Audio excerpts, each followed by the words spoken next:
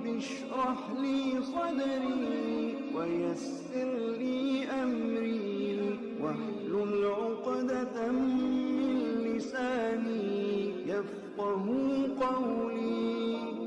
بسم اللہ الرحمن الرحیم۔ ایفس وظائف کی پیارے بہن بھائیوں، السلام علیکم۔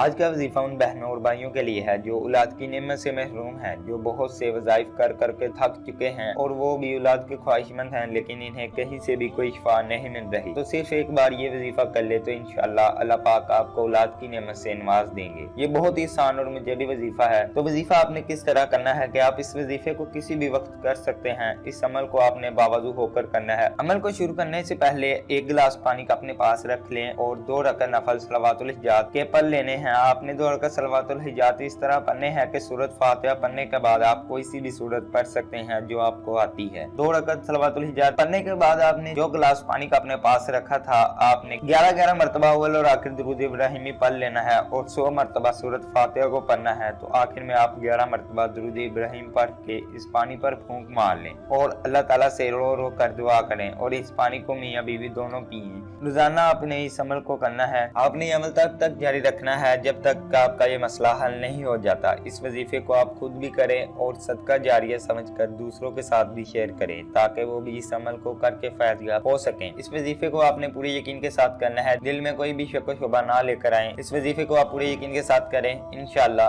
آپ کو کامیابی ضرور ملے گی۔ آمین۔